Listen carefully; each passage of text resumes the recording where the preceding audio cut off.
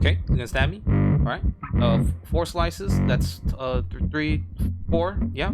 And yeah, I'm dead.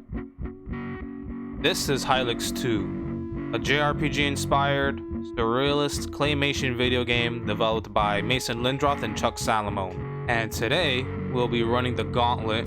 Why I love this absolute crazy, mind-bending game so much. So crack open a cold one. And let's dive into the world of Hylics 2.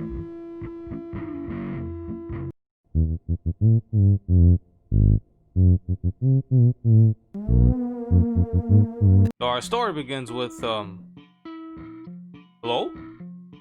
Hey! Jesus Christ, you scared the shit. You play as Wayne, a literal moon wearing a leather jacket whose skull is also in the shape of a moon. I will not question that. Your job, according to Old Wayne, is to prevent the reconstitution of Lord Gibby, the guy you killed in the last game. So you make your way to the nearby town New Moldol. You meet up with your old partner Pongormo, whose head kind of reminds me of Mega Kabuterimon. He gives you these new metaphors. Give me a sec.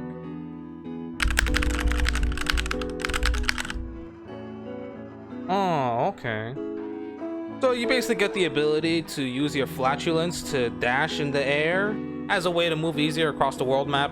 Make your way into the edifice. You meet your buddy Dedasmon, who's looking for cabinets. Get on a boat, snap this guy into bits, and you watch him explode. Get the key, use it on the door, push the button, and then you get to save these 2 little weirdos. Make your way back to New Moldol. Go speak to Blero, who tells you of the time where Gibby was alive. His ex-minions have decided that they want to reconstitute their lord and savior. So the surviving remnant of Gibby, known as the Gibbilet, is locked up in a vault someplace, and this ruler of some other land named Odozer and his agents are trying to reconstitute him, and this is too much, man. Look, man, I'm gonna get out of here, alright? Let me just get on this airship that you gave me and... Whoa.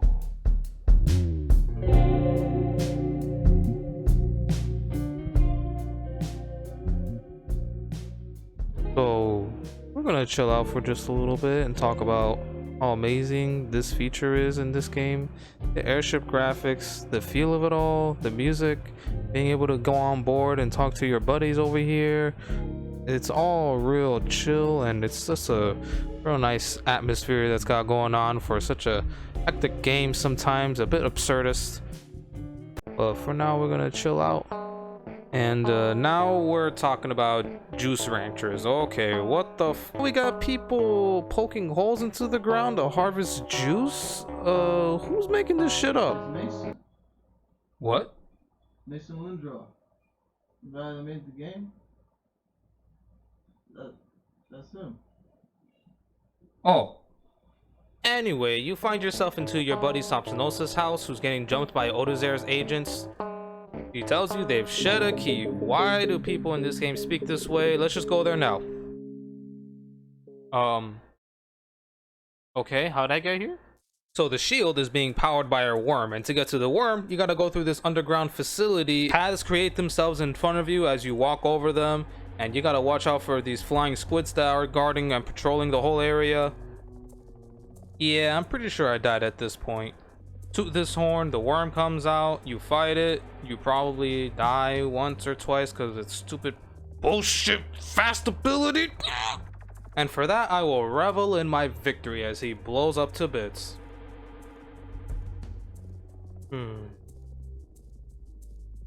Oh shit, I didn't use any of the muscle appliques in my game. What?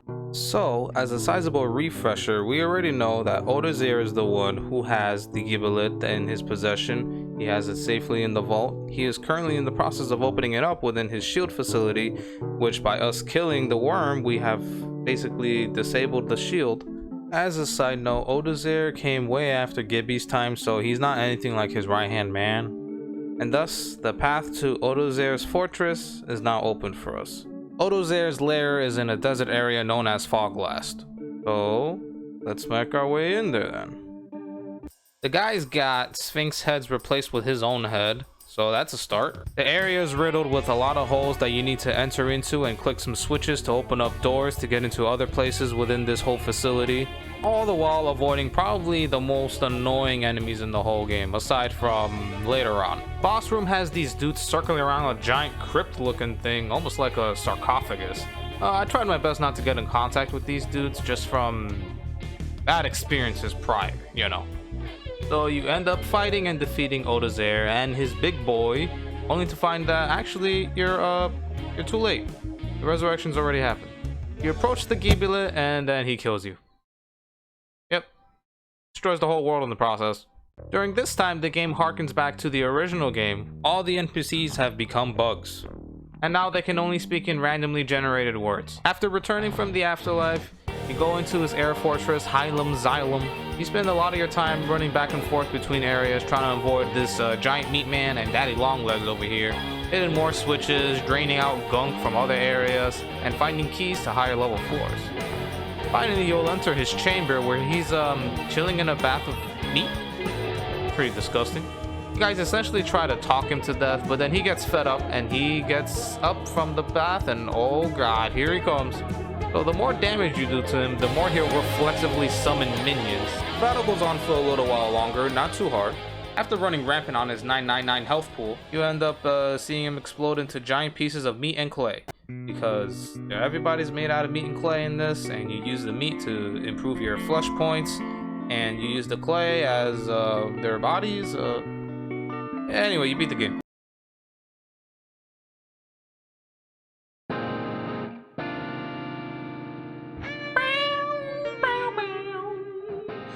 Man, music's so fucking good in this game. I can't wait to talk about it later on. Hey, you know the video yet? I want to stream bugs for this. Hey.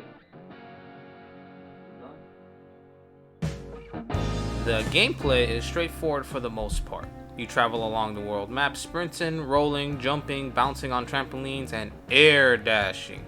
That shit's fire. You see this animation? Best air dash animation I've ever seen in a game. Maybe. Probably. I'm not sure. But it's such an awesome feeling gliding through the air at high speeds, avoiding all enemy contact, and getting where you need to be in the quickest span of time. When you're not exploring and traversing this claymation video, you're doing turn-based RPG battles. So in battles, you've got snap, things, gestures, and brace. Snap is your normal attack. Your dudes and lady literally just snap their fingers to attack an enemy. Pretty cool leather gloves. And then you have gestures. They act in practically the same way as magic does in traditional turn-based games. You've got your will that acts as your MP pool that you spend to cast spells called gestures, and they're exactly what they sound like. Hand gestures. Whenever you use one, these large leather gloves pop up right on top of the screen in the foreground, and an animation plays out with these hands performing gestures. It's reminiscent to shadow hand puppets doing things like bunny ears or acting like one hand's eating the other. The gestures in this game are not nearly as deliberate in what they're supposed to represent, but they work like this. So Pangorma has a gesture called lightning. When you cast it, you get to see his right hand come up on the screen, and he starts flicking his hand in dramatic ways like some sort of Jedi trying to expel force from their fingertips, and boom, out comes the lightning from his hands. It's probably the coolest gesture that stands out the most. Samsnosa does the wave and hits everybody on the battlefield. Wayne crumples a non-existent paper ball in his hand. And Dedasmon deploys sponges onto his party members so that they're foamed up and they can't leak. Things are your items in other games. You collect consumables from throughout your adventure between exploration and battles, and they're all usable in combat. You get things like cookies, bananas, burritos, stem cells, and they've all got their own specific uses. Banana strictly restores a set amount of flesh, your HP, whereas juice will replenish a portion of your will with the added benefit of recovering from the burning status effect. The last and most certainly least action to worry about is brace. This acts as your guard action in games reminiscent to that of SMT like Nocturne, Persona, Digital Devil. You take up your action by bracing for the next attack the enemy hits you with. You take up your turn to go into the defending status so that it blocks half damage from the next attack the enemy hits you with. However, after blocking one attack, you're already out of the state. Not to mention, a lot of the time, you'll get gestures that heal and put you in the defending state anyway, so I've probably only used it like in 2 to 3 battles throughout my entire playthrough. So to summarize the combat in the game, if you're not prepped to think your actions through before doing them, you're probably gonna die a bunch. Whether it's enemies that like to duplicate themselves, putting people to sleep after getting hit, or casting haste on themselves to get some extra turns. Looking at you, Worm, you need to be planning your actions so that you don't get hit with status effect after status effect. Inevitably, you'll die from not taking care of the things you'll be blighted by. There's leaking that acts as bleed damage, burn damage, poison, sleep, stun, and in Wayne's case, dissolute, which acts like a damage debuff as well as damage over time. A lot of the gestures you can perform will have these debuffs and status ailments attached to them, so make use of them voraciously. You'll find that stacking Dissolute with Soul Crisper on top of the right enemies will make the type of damage they can cause to your party a non-issue. In which case, you can start focusing on more obnoxious enemies, like dudes who duplicate themselves, healing, buffs. All in all, Hylics 2 does give me very similar vibes to that of something like Nocturne, where enemies have a wide abundance of attacks that have high utility, with healing, buffing, debuffing, status ailments, and high damage. They're all specialties of bosses you'll come across in this game. And besides that, you don't level up. Yep. Enemies just drop consumables all the time, as well as meat and antennas. Meat lets you permanently upgrade your maximum flesh, and antennas will offer benefits to a gesture you gain on TV Island. We'll cover that in a little bit. The only sort of real customization you get for characters are your garbs.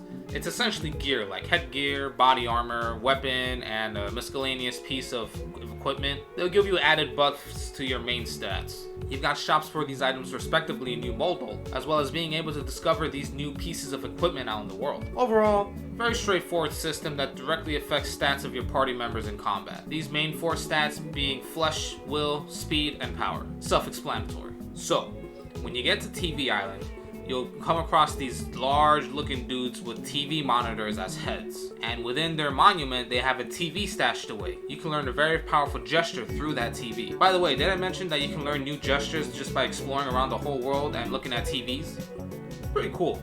Going to the very top of the monument, there's a tower of antennas. Yeah, I'm not shitting you, it's just a whole bunch of antennas on a tower. In exchange for the ones that you find collected throughout your adventure, the effect of your charge up gesture will increase numerically. So this spell works very similar to focus and charge, as like how I mentioned before, Nocturne. Spend a turn doing charge up, and the next time you perform a gesture, it'll have added benefits and damage to it. Casting a charged up lightning with Pangorma will deal even more damage, as well as cause burning to an enemy. Dedesmone's foam armor becomes party buff that practically heals everybody back to full flesh, as well as applying the foam. Samsnosa gets to hit an additional 2 random enemies with her wave, and Wayne, well, I mean, Wayne just, yeah, he's got Dissolute, so I don't know, I guess it's better. Pretty much every gesture will get buffed, but there's only the specific ones dedicated to each character that'll get added bonuses on top. So the more antennas you put on the tower, the stronger your charged up gestures become. Moving outside of combat, there actually are a lot of things to do in this game. There are 2 specific locations where you have to enter an arcade machine,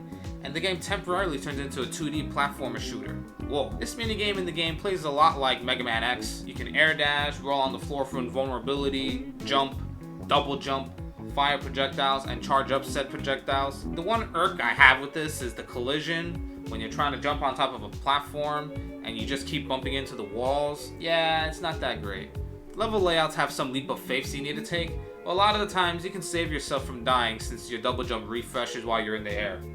I like that. There's one more area that you can enter called the Labyrinth that turns the whole game into an old school dungeon crawler, kind of like those first person ones. I did not come across this section during my playthrough, neither did I meet the 3 sages, but I'm always down for dungeon crawlers. In conclusion, the gameplay in and of itself isn't anything groundbreaking. You get the world traversal akin to games like Chrono Trigger or the Tales series, with a lot of the airship stuff and air dashing, the combat system of a game like Nocturne, and the variety you get from an epic JRPG all compacted into an 8-hour experience. Overall, gameplay ticks a lot of boxes. Alright, now we're getting to the good stuff here, you guys. Now we'll be talking. Look what I did. Oh my Look god, what do you want? We're running out of time on this video. Hylics character. Yeah, look. He Scoliopolis, yeah. What's it do? He does. Yeah. That's not bad. You can stop.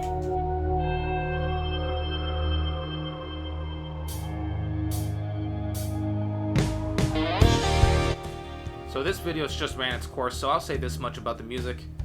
It's good shit, man. Alright? I paid and bought for the soundtrack up on Bandcamp. I supported them with a couple of $10, and I supported them by buying the game in the first place. So I would recommend you all to do the same. The soundtrack, I mean, come on. It's a fucking banger, dude. You got all these tracks here that's all like acid, jazz, some funk remix, and a lot of punk music inspired. It's all just, it all blends well with the way the game works. It's probably one of the most original and groundbreaking kind of artistic titles, and I feel like it's gonna stand the test of time. Yeah, that's all I got. Okay? Roll the credits.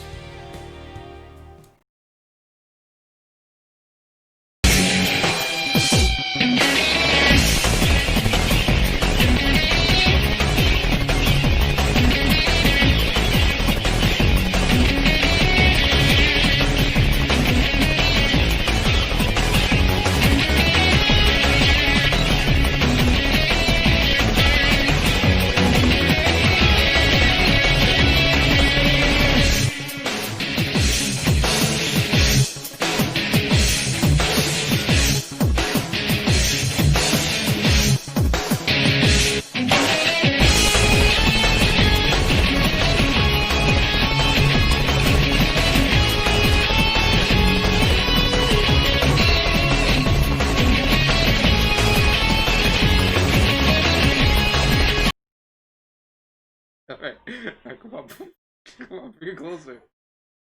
That looks fucking weird. It's fucking big hair. Big hair. Stop. I gotta put on a fucking deadpan face.